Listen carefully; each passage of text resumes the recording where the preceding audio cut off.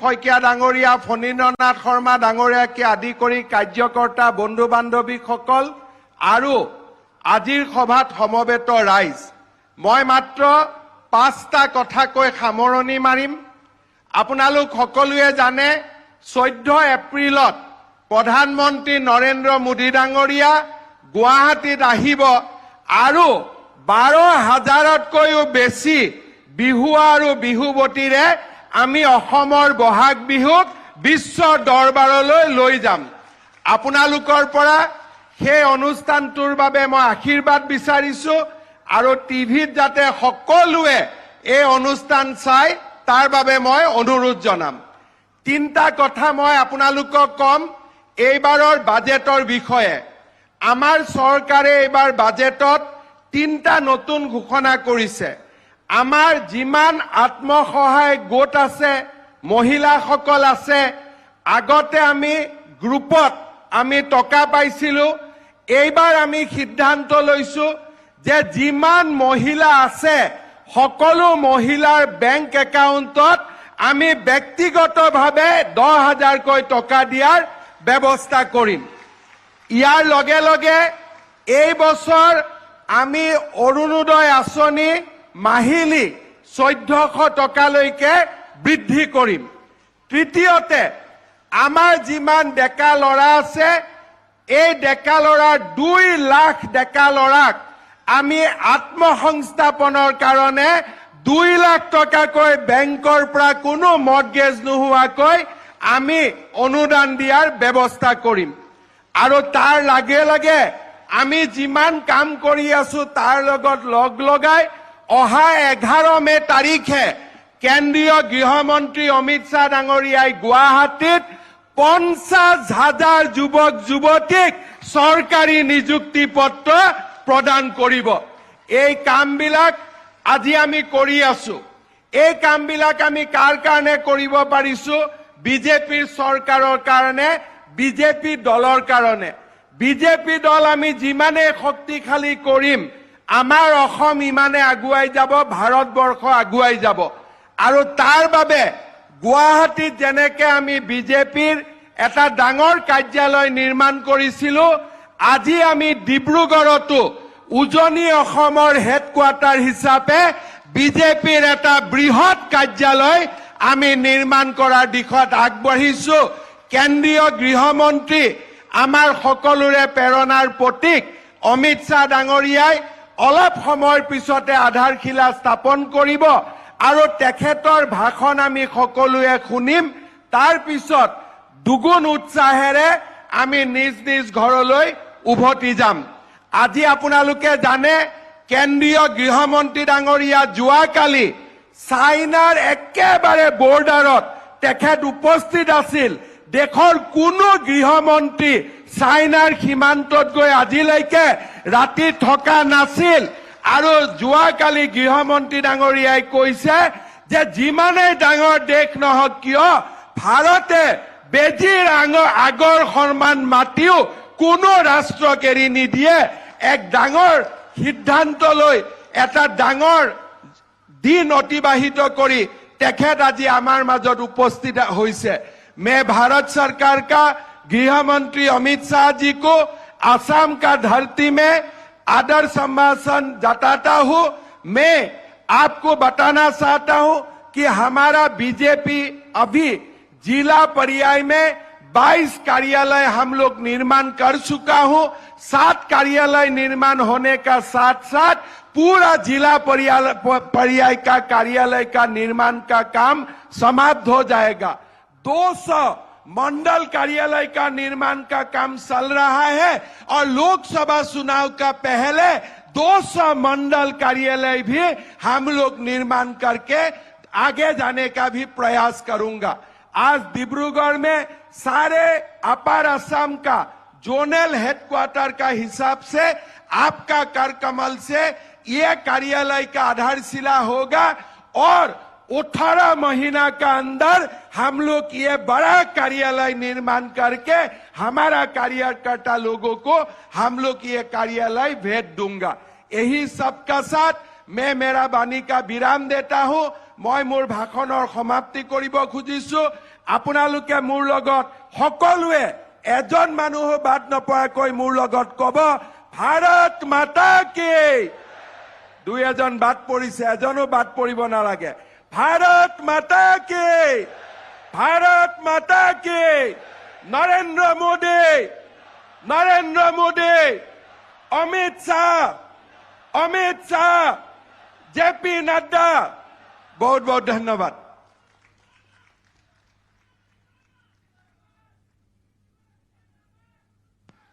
माननीय मुख्यमंत्री डॉक्टर हिमंत विश्व शर्मा डांगरियाक तेखेतर प्रेरणामूलक वक्तव्यर बारे आंतरिक धन्यवाद जनाइছো। अभी माननीय गृह मंत्री जी को अनुरोध करूंगा कि अपनी कर कमलों से ये रीजनल ऑफिस का आज शिलान्यास करे। वर्चुअली शिलान्यास होगा। और आई मातृ सकलक अनुरोध जनाम जे आपलोक सकलोए उरुली दिए, सकलोए एकेलगे उरुली दिए।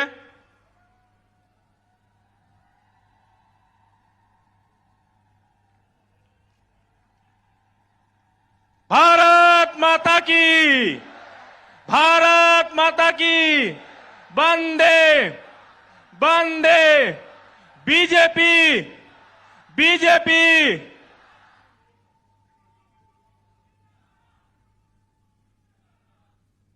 इसी के साथ माननीय गृह मंत्री जी को मैं अपनी भाषण रखने के लिए अनुरोध करता हूं।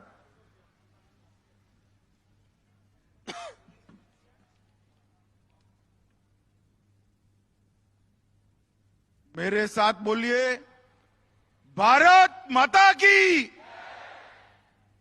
भाई बिहू में मोदी जी आसाम आने वाले हैं, उनके स्वागत का नारा लगाइए। मोदी जी तक दिल्ली आवाज जानी चाहिए।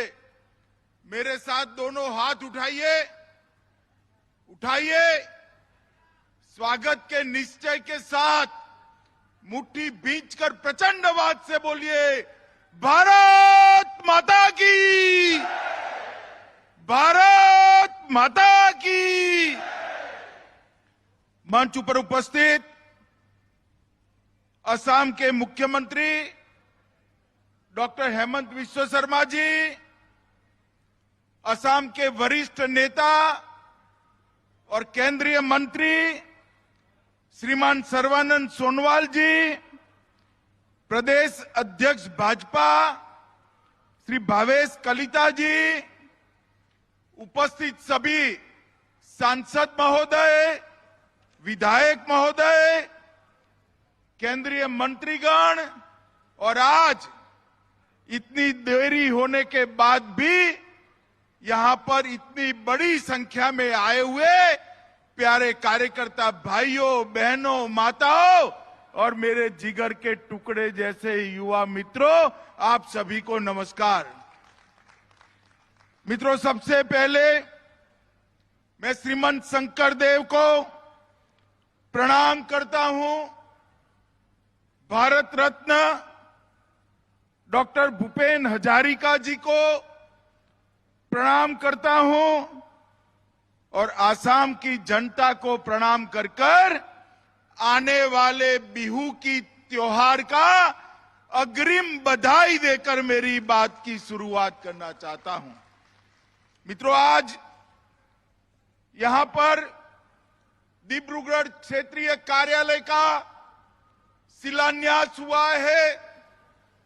जैसे आसाम के मुख्यमंत्री जी ने बताया, सर्बानंद जी ने बताया, भारतीय जनता पार्टी संगठन के आधार पर चलने वाली पार्टी है और कार्यालय भारतीय जनता पार्टी का सभी गतिविधियों का केंद्र होता है।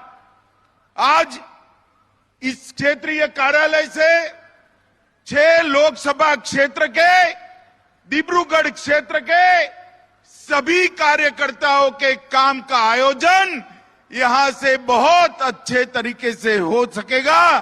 मैं प्रदेश अध्यक्ष जी, हेमंत जी और सर्बानंद जी को बहुत बहुत बधाई और साधुवाद देना चाहता हूं।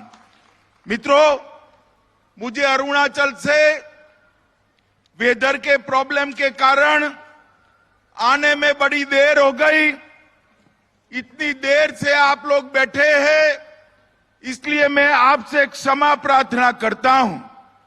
मित्रों, मैं सीधा मुद्दे पर आता हूं।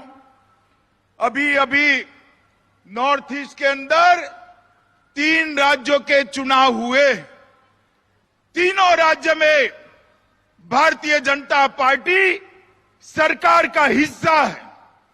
त्रिपुरा में भारतीय जनता पार्टी की पूर्ण बहुमत की सरकार दूसरी बार बन चुकी है। नागालैंड के अंदर हमारे 13 विधायक के साथ हम दूसरी बार उप मुख्यमंत्री के साथ सरकार में हैं और मेघालय में भी दूसरी बार हम सरकार में आए हैं। मैं आज आसाम की जनता को बहुत बहुत बधाई देना चाहता हूं। आपने नॉर्थ ईस्ट में भाजपा के विजय की जो यात्रा शुरू की, वो 8 राज्यों के अंदर आज सफर समाप्त कर चुकी है। नॉर्थ ईस्ट के 8 राज्यों में मोदी जी के नेतृत्व में एनडीए की सरकार, भारतीय जनता पार्टी की सरकार, और इसी के कारण नॉर्थ ईस्ट का विकास हुआ है। माताओं, भाइयों, बहनों, एक जमाने में नॉर्थ ईस्ट कांग्रेस का गढ़ माना जाता था। अब राहुल बाबा ने पूरे देश की यात्रा करी, बाद में ये 3 राज्यों के चुनाव आए, कांग्रेस पार्टी का सुपड़ा साफ हो गया, कहीं पर भी दिखाई नहीं पड़ती। मगर राहुल बाबा नहीं समझेंगे। विदेश जाते हैं, विदेश जाकर देश की बुराई करते हैं। मुझे बताओ असम वालों, डिब्रूगढ़ वालों, देश के किसी भी देशभक्त नागरिक ने विदेश में जाकर देश की बुराई करनी चाहिए क्या? बताओ जरा, करनी चाहिए? जोर से बोलिए, करनी चाहिए? राहुल बाबा, अभी भी समझ जाओ, सिर्फ नॉर्थ ईस्ट से सुपड़ा साफ हुआ है। यही रास्ते पर चले तो देश भर में सुपड़ा साफ हो जाएगा। जिस प्रधानमंत्री ने पूरी दुनिया में भारत को यश दिलाया, भारत को सुरक्षित किया, नॉर्थ ईस्ट के अंदर से आतंकवाद को समाप्त कर दिया, नॉर्थ ईस्ट में 50 से ज्यादा बार आकर नॉर्थ ईस्ट के विकास को गति दी, नॉर्थ ईस्ट के अंदर अनेक प्रकार की योजना लेकर आए, उस प्रधानमंत्री जी को एक कांग्रेस वाले कहते हैं, मोदी तेरी कब्र खुदेगी। भाई, आपके कहने से कुछ नहीं होता। 130 करोड़ की देश की जनता और मेरे सभी आसाम वासी दिन रात मोदी जी की लंबी उम्र के लिए प्रार्थना कर रहे हैं। और जितना भी आप मोदी जी को गाली निकालोगे, मैं आपको कहने आया हूं, आपकी माता जी ने भी ये कर देख लिया। राहुल बाबा, जितना भी गाली निकालोगे, कमल उतना ही ज्यादा जोर से खिलकर बाहर आएगा। माताओं, भाइयों, बहनों, 14 तारीख को मोदी जी बिहू के उत्सव के अंदर शामिल होने आ रहे हैं। मुझे अभी सर्बानंद जी और हेमंत शर्मा ने बताया कि बिहू में आसाम वाले मोदी जी की उपस्थिति में एक वर्ल्ड रिकॉर्ड बनाने जा रहे हैं। और मित्रों, बिहू आसाम के सभी लोगों के लिए, पूरे देश के लिए बड़ा शुभ उत्सव होता है। उसी दिन मोदी जी आ रहे हैं। ये मोदी जी के शासन के कारण आसाम के 70% 70% क्षेत्र से आज अपसपा हट चुका है। बोडोलैंड शांत हो चुका है। हमारा कार्बी का क्षेत्र शांत हो चुका है।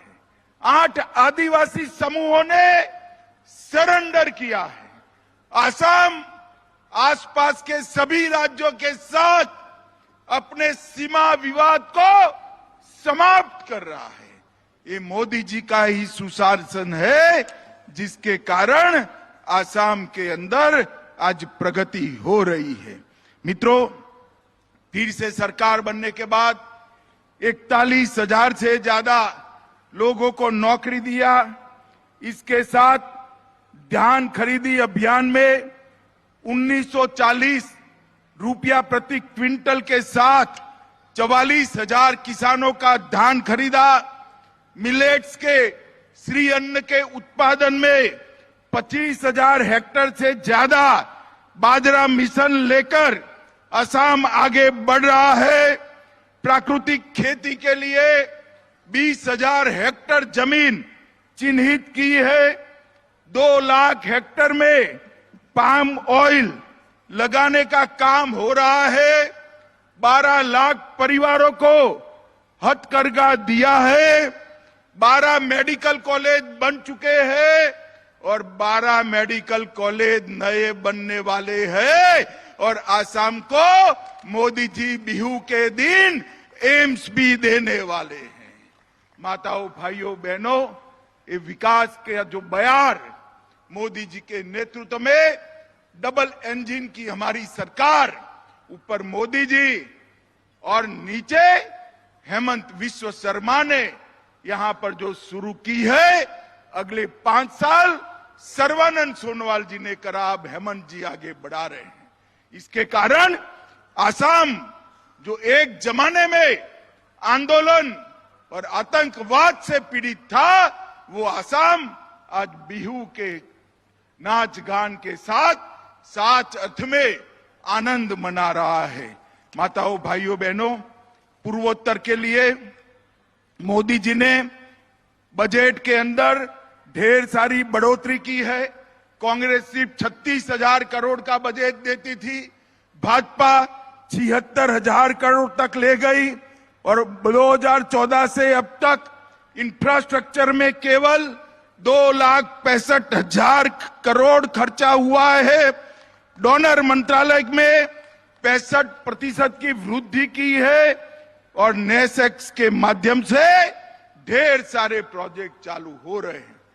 पूरे पूर्वोत्तर में नरेंद्र मोदी जी और भारतीय जनता पार्टी की सरकारें विकास को आगे बढ़ा रही है, शांति को सुदृढ़ कर रही है, सलामती को सुनिश्चित कर रही है। उस वक्त आप सभी को मैं बिहू की अग्रिम बधाई देता हूं और समग्र आसाम के भारतीय जनता पार्टी के कार्यकर्ता को बहुत बहुत शुभकामनाएं देता हूं। हमारा एक क्षेत्रीय कार्यालय आज बन रहा है। उस वक्त मैं कांग्रेस वालों को कहने आया हूं, जरा कान खोलकर सुन लीजिए। 2024 में लोकसभा का चुनाव आ रहा है। आसाम की 14 में से 12 सीटों पर भारतीय जनता पार्टी विजयी होगी और मोदी जी 300 से ज्यादा सीटों के साथ फिर से भारत के तीसरी बार पूर्ण बहुमत के साथ प्रधानमंत्री बनने वाले हैं।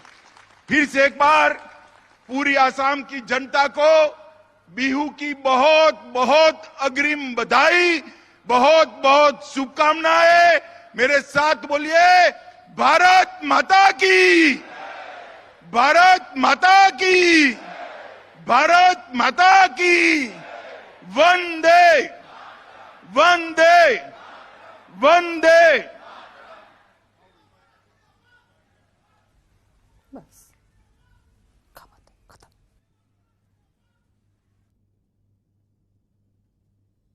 তেখেতৰ প্ৰেৰণামূলক আৰু উৎসাহজনক বক্তব্যৰ বাবে আন্তৰিক ধন্যবাদ জনাইছো আৰু আগন্তুক দিনত তেখেতৰ মাৰ্গদৰ্শনত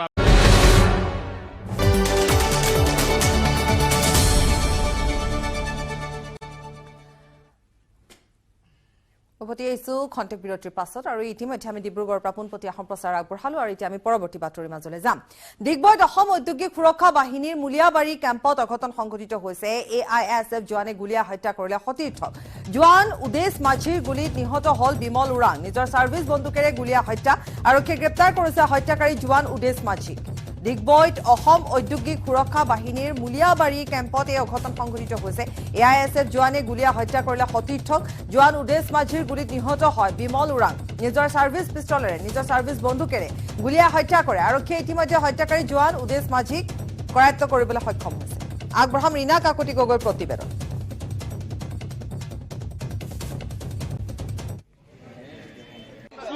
ডিগবৈৰ আৱাসিক এলেকা চহৰৰ যি মুলিয়াবাৰী স্থিত AISFৰ যি কেম্প, এই কেম্পত এক ভয়ংকৰ ঘটনা সংঘটিত হৈছে। এক অঘটন সংঘটিত হৈছে। এজন সতীৰ্থ আনজন সতীৰ্থক গুলীয়াই যিটো হত্যা কৰিছে আৰু এই ঘটনাক লৈ এতিয়া চাঞ্চল্য বিৰাজ কৰিছে, কিয়নো যিজন সতীৰ্থই গুলীয়াই হত্যা কৰিছে তেওঁৰ কেইটামান টকাৰ বিনিময়ত তেওঁলোকৰ মাজত এটা কাজিয়া সূত্ৰপাত হয় বুলি ইতিমধ্যে জানিব পৰা গৈছে। আৰু তাৰ পাছত দেখা গৈছে তেওঁৰ যি ছাৰ্ভিচ বন্দুক, সেই বন্দুকেৰে তেওঁৰ সতীৰ্থক নিজৰ বাসগৃহত যিহেতু ডিউটিৰ অৱস্থাত নথকা সময়ত আহি হঠাৎ তেওঁৰ বুকুত গুলীয়াই দিয়া, যাৰ পৰিপ্ৰেক্ষিতত তেওঁৰ ইয়াত মৃত্যু খাব দিবলগীয়া হয়। আৰু উক্ত ঘটনাক লৈ এতিয়া সমগ্ৰ এই ডিগবৈ যি মুলিয়াবাৰী অঞ্চলত চাঞ্চল্য বিৰাজ কৰিছে। আমাৰ লগত আছে তেওঁৰ বিৰুদ্ধে অভিযোগ উঠা যিকেইজন লোকে তেওঁৰ বিৰুদ্ধে অভিযোগ উত্থাপিত কৰিছে। তেওঁলোকে যিহেতু AISFৰ একাংশ যিসকল কৰ্মচাৰী প্ৰায় সুৰামত্ত অৱস্থা থাকে, আৰু যিয়নো তেওঁলোকৰ যি কেম্প, তেওঁলোকৰ যি শিবিৰ, এই শিবিৰ যিটো আৱাসিক এলেকাৰ মাজত দিয়া হৈছে, গতিকে ইয়াকে লৈ এক আতংক বিৰাজ কৰিছে। গতিকে আমাৰ লগত আছে স্থানীয় ৰাইজ। কি ক'ব, যিহেতু আপুনি দেখিছে ইয়াত যি ঘটনা ঘটিছে, গুলী শব্দ শুনিছোঁ। ভাল নহয়, এইবোৰ কৰিব নাপায়। এটা চবে টাউন এলেকা হয়। আন পাব্লিকক যদি মাৰি দিয়ে তেতিয়া কোনে ৰিক্স ল'ব? আহিছে তেতিয়াতো ক'ব মাৰি দিলে কি হ'ল, মানুহটোতো জেলে, তাৰ পৰিয়ালক কোনে চাব? সেইটো এটা কথা আহি যায় ন। সিহঁতে সেইকাৰণে বেলেগ জেগাত এটা ভাল সুৰাপন্ত খাই থাকে, আমি দেখি থাকোঁ ৰাতিপুৱা খাই, চবেই ফিটিঙেই আছে। আপুনি যদি ভালকৈ সিহঁতক টেষ্ট কৰি তেতিয়া চবকে ওলালে পাব। এইটো আপোনালোকৰ কাম হয়, আমিতো এইটো কৰোঁ। নিশ্চয়। যিটো আমাৰ লগত এজন আছে দল সংগঠনৰ বিষয়ববীয়া, যিটো আৱাসিক এলেকা, কওকচোন কি ক'ব স্থানীয় ৰাইজৰ ৰাইজ? কথা আছে, সিহঁতি বজাৰত মাৰ্কেট বজাৰত আহে, সিহঁতি দম দিয়ে, বস্তুখিনি লৈ যায়, তাৰ এমাউণ্টটো নিদিয়ে। কিবা এটা ক'লে এমাউণ্টটো বিচাৰিলে সিহঁতি পাছত দিম, কেতিয়া দিব কোনো ঠিকনা নাথাকে। বছ সেইবিলাক চলি আছে। নিশ্চয়। যিহেতু ক'ব লাগিব এক ভয়ংকৰ যিটো ঘটনা আজি এটা সংঘটিত হৈ গৈছে, কি ক'ব? হয়, অতিকৈ দুখ লগা এটা মৰ্মান্তিক ঘটনা আজি হৈছে। আমি IC কৰ্তৃপক্ষক এটা আপোনালোকৰ মাধ্যম দি এটা দাবী জনাইছোঁ, যি নেকি এই ৰেচিডেণ্ট এৰিয়া আশে পাশে কলেজ আৰু শিক্ষা অনুষ্ঠান আছে, 3-4টাকৈ শিক্ষা অনুষ্ঠান আছে। ষ্টুডেণ্ট ইয়াৰ পৰা সদায় অহা যোৱা কৰে, আৰু বজাৰ উজাৰ আছে, মানুহৰ সমাগম সদায় হয়।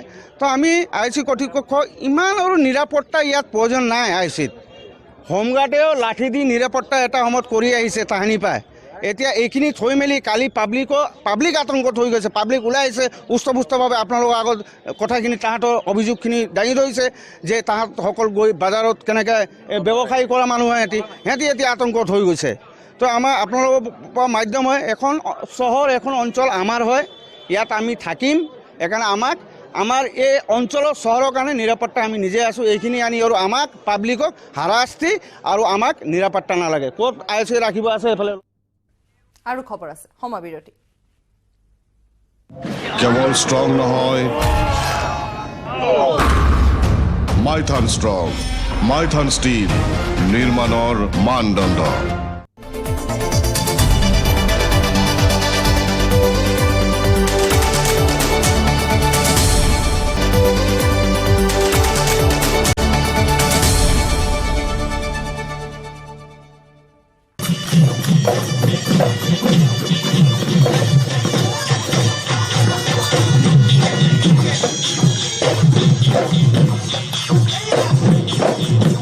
আৰু ঠায়ে ঠায়ে এতিয়া বিহুৰ উৎসাহ পৰিলক্ষিত হৈছে। কৰ্মশালাসমূহ শেষ হৈছে, আখৰা আৰম্ভ হৈছে ঠায়ে ঠায়ে, আৰু ব্যস্ত হৈ পৰিছে প্ৰত্যেকগৰাকী অসমীয়া। মঙলদৈ চহৰৰ মহিলা বজাৰত 3দিনীয়াকৈ আয়োজন কৰা হৈছে অসমী বহাগী মেলা। আৰু প্ৰতি বছৰৰ দৰে এই বছৰো আয়োজন কৰা বহাগী মেলাত শিপিনীসকলে হাতী বোৱা গামোচা বিক্ৰীৰ ব্যৱস্থা কৰিছে। বহিৰাজ্যৰ গামোচা বিক্ৰী বন্ধ কৰাৰ মুখ্যমন্ত্ৰীৰ পদক্ষেপক আদৰণি জনাইছে শিপিনীসকলে। 33খনকৈ বিপণীত গামোচাৰ লগতে বিহুৰ সামগ্ৰীৰে ভৰি পৰিল বহাগী মেলাত। দৰঙৰ বিভিন্ন প্ৰান্তৰ আত্মসহায়ক গোটসমূহে ভাগ লয় বহাগী মেলাত। পঞ্চায়ত আৰু গ্ৰামোন্নয়ন বিভাগৰ অন্তৰ্গত অসম ৰাজ্য গ্ৰামীণ জীৱিকা অভিযান দৰং জিলাৰ উদ্যোগত 3দিনীয়া কাৰ্যসূচীৰে অসমী বহাগী মেলা আয়োজন কৰা হৈছে। মঙলদৈ চহৰৰ মাজমজিয়াত স্থিত মহিলা বজাৰ পথত অনুষ্ঠিত কৰা এই বহাগী মেলাৰ শুভ উদ্বোধন কৰে দৰং জিলা উপায়ুক্ত মুনীন্দ্ৰ নাথ ম্যানে। আৰু ৰাতিয়ে দিব, মই দিনত সময় নাপাওঁ, মোক বহুতে অত্যাচাৰ কৰে ছাৰ। আগবঢ়াম নৱজ্যোতি মহন্তৰ প্ৰতিবেদন।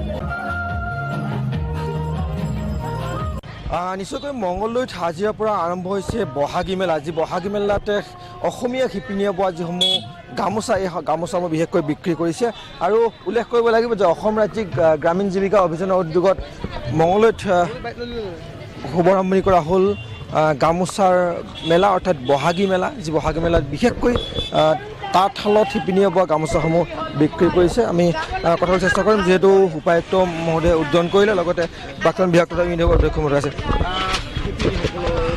আজি মঙলদৈ টাউনৰ মাজমজিয়াত এখন অসম চৰকাৰৰ উদ্যোগত আমাৰ জিলা পৰিষদৰ উদ্যোগত অসমী বহাগী মেলা আয়োজন কৰা হৈছে আৰু আমাৰ মহিলাসকলে যিসকল উৎপাদন কৰে ঘৰত গামোচা সেই গামোচাসমূহ ইয়াত বিক্ৰী কৰা হৈছে আৰু প্ৰতি বছৰে আৰু মোৰ বিধায়কৰ কাৰ্যকালতো মই এই কথাটোৱেই এটা সিদ্ধান্ত লৈছিলোঁ যে 1 লাখ গামোচা উৎপাদন কৰিম কিন্তু সেইবাৰ 1 লাখ উৎপাদন কৰিব নোৱাৰিলোঁ প্ৰায় 30,000 মই 30,000তকৈ অধিক উৎপাদন কৰি সেইটো পদক্ষেপ লৈছিলোঁ এইটো মোৰ ভাল লাগিছে এবাৰ অসমৰ মুখ্যমন্ত্ৰী ডক্টৰ হিমন্ত বিশ্ব শৰ্মা ডাঙৰীয়াই এটা পদক্ষেপ লৈছে বহিৰাজ্যৰ গামোচা বা এইবোৰ কথা পৰিহাৰ কৰি আমাৰ মহিলাসকলে বোৱা বা উৎপাদন কৰা গামোচাসমূহ বিক্ৰী কৰাৰ কথা কৈছে ব্যৱহাৰ কৰাৰ ওপৰত গুৰুত্ব দিছে এইটো সঁচাকৈ প্ৰশংসনীয়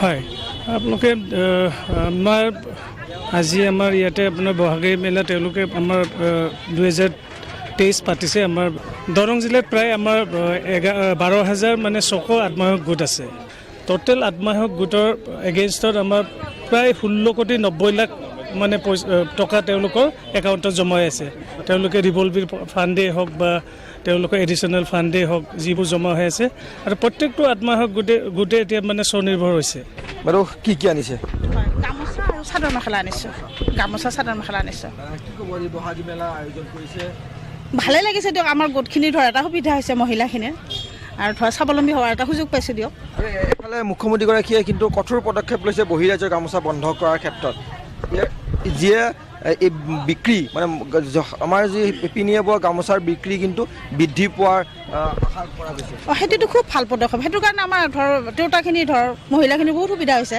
আজি আমি ওলাই আহিবলৈ সুযোগ পাইছোঁ আচলতে তাঁতশালত শিপিনীয়ে বোৱা যে গামোচা এই গামোচা বিক্ৰী মূলতঃ এই গামোচা বিক্ৰী কৰাৰ কাৰণে বিশেষ বহাগী মেলাৰ আয়োজন কৰা হৈছে ইয়াৰ সৈতে বাতৰিৰ পৰা বিদায় লৈছোঁ নমস্কাৰ কেৱল ষ্ট্ৰং নহয় মাইথান ষ্ট্ৰং মাইথান ষ্টীল নিৰ্মাণৰ মানদণ্ড